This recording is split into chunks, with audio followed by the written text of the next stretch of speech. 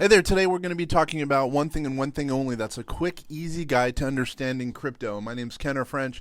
I run vastsolutionsgroup.com where we talk about tax, finance, and artificial intelligence to help entrepreneurs to lower taxes. And then you might ask, well, why talk about crypto? Well, crypto is something that's near and dear to my heart. I've been doing it for a while, though I've chickened out so many times about holding it, but then now I'm holding it long term. I think it makes a lot of sense to do so. But the reason we're talking about crypto, if you really think about it, nobody knows how crypto works in relation to taxes. And so we're going to talk about crypto, a little bit about taxes. This is going to be very educational, very, very helpful to someone who wants to get into the space, or maybe even someone who's been into the space of crypto. Now, crypto. It's what is it? It's a digital monetary system. That's really all it is. It's a little technical, but I'll even drill down a little bit more. Instead of dollars, the unit of currency it's referred to typically as Bitcoin, at least in this one specific instance that we're talking about. Like traditional money, crypto can be used to store and transfer value among other crypto users within that crypto community. Now, Bitcoin is considered a cryptocurrency using the generic term cryptocurrency. The currency utilizes something called a blockchain, which is a technology, and really it's a cryptography for management and creation of that currency and other currencies, which we'll get into. There's a crypto protocol, as they call it, which resides primarily on the internet. Now, it's possible to utilize the protocol on your smartphone, tablet, computer, and other computing devices, which is important to know.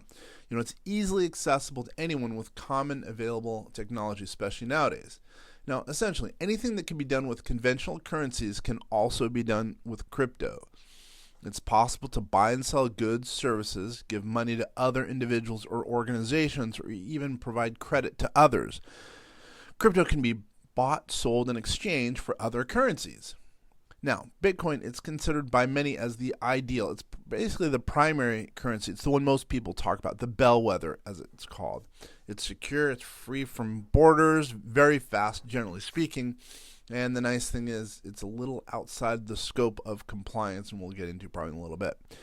Crypto, it's virtual. There's no physical crypto to be found anywhere in the world, typically. The cryptos are merely, it's an idea to convey value. It's basically an accounting scheme that's virtual on the internet.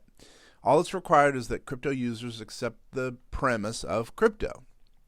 Interestingly, if you really think about it, it's a peer-to-peer system. The peers in the system confirm a transaction. There's no central authority, no computer server, no control point. It's all over the world. Anyone who has a computer really can determine what the value is based on what's happened in the blockchain, what's happened in the past based on the peer-to-peer system. Let's talk a little bit about the history. As with the founding of, let's say, Facebook, the history of crypto, it's a little fuzzy, but let's go to the high points. Let's touch on that. In 2008, someone named Satoshi Nakamoto, he published a paper. It was called Bitcoin, a peer-to-peer electronic cash system. To the best of anyone's knowledge, if I remember correctly, at least the author's name, it's an alias. We don't really know who Satoshi was. A couple people have come forth. We don't know if that person or those persons would be Satoshi in the end. It's even, actually, frankly, it's even been suggested based on some of the terminology in the white paper that a number of people wrote the article. Who knows? I can tell you, it's not the author of this guide, sadly. I wish it were, because I could tell you I wouldn't be talking to you. I'd be in the Bahamas right now. Totally kidding. The premise combined with the previous technologies and philosophies of hash cash and, B-money, the idea was to create electronic money system that was completely decentralized. But what caught on, Bitcoin and cryptocurrency in general, really Bitcoin really caught on early. The primary innovation was a global accounting process that would take place at that time every 10 minutes. This would allow the entire network of users to reach a consensus regarding the previous 10 minutes of transactions that occurred online worldwide. The advantage of this process is the elimination of users double spending their currency. So if you have a currency and within the 10 minutes you did another currency transaction, it would be a double spending. Previous attempts at electronic currency dealt with the double spending issue by clearing transactions through a centralized clearing system. This is considered at that time a weakness because a centralized location could be hacked, which is the problem in that case. So as we speak right now with cryptocurrency or Bitcoin in general, you can't hack it because there's so many different computers that are confirming a transaction. The actual crypto network, it was truly launched in 2009. It can be debated in 2008. The first issuance of cryptos, in this case Bitcoin, was 50 coins, as a matter of fact. The value of the coins was negotiated at that time by the users. The first notable transaction was 10,000 Bitcoin for 2 Papa John pizzas. It's kind of incredible to think about now. The transaction was indirect and did not include Papa John's as one of the involved parties. The first cryptos weren't worth very much whatsoever. And there's only been one significant exploited vulnerability. In 2010, 184 billion Bitcoins were created. The transaction was quickly noticed, reversed, and the flaw was removed from the system. So that couldn't happen now. That was, quite a while ago, and that wouldn't be able to happen now. But now, by the beginning of 2013, over 1,000 merchants were accepting cryptos as payment. Many charities also began accepting cryptos for donations. The Internet Archive gave employees the option to receive their salaries in the form of cryptos. Bitcoin has ranged in value from less than a penny in 2008 when it started to, let's say now about $66,000 per Bitcoin. The value of the Bitcoin, it's really volatile. Now that's one of the downsides. It could go from, it seems like, 60,000 to 40,000 per Bitcoin in a fraction of a second. The first government seizure of cryptos occurred in June of 2013. The DEA seized 11 Bitcoin as part of the raid and listed the Bitcoin as a seized asset. Also, this should be noted, in 2013, Vancouver, Canada became the location of the first crypto ATM.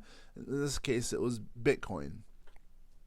The ATM allowed the purchase of the cryptos. I met the guy who, as a matter of fact, who had that machine and a number of others, as a matter of fact. Anyway, many larger companies are accepting cryptos. As a matter of fact, my company, vastsolutionsgroup.com, the company for which I work, we've been accepting crypto for many years, or specifically Bitcoin for many years. We gave some of our contract quote employees some Bitcoin as far back as I think it was 2016. Cryptocurrencies have somewhat, they have a shady history in some cases. If you recall, this thing called Silk Road, it was basically a drug website or anything illicit, really.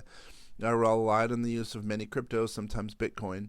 However, the use of cryptos now, Bitcoin specifically, is becoming much more accepted, and even mainstream companies are now getting involved. Tesla, the list goes on. In the words to cap that, in the words of Peter Thiel, I should say, the co-founder of PayPal, I do think Bitcoin is the first encrypted money that has the potential to do something like change the world. So that's just a little kind of a taste of cryptocurrency. What is cryptocurrency? Kind of helping to understand what is cryptocurrency. Because as I state this, in today's world, cryptocurrency, or Bitcoin specifically, is going to be a force. It's going to be a mainstream force, and all people are going to be using it in some form, shape, etc. It's only been around for a short time. It's going to be interesting to see what happens going forward. Once again, my name is Kenner French with vastsolutionsgroup.com. If you have any questions about cryptocurrency, Bitcoin, taxes, as it relates to Bitcoin or asset allocation, how much Bitcoin you should have, because we get that question on a daily basis, please go ahead. Check us out on the web at www.vastsolutionsgroup.com. Thank you so much for taking the time to listen to this podcast. Have a great day.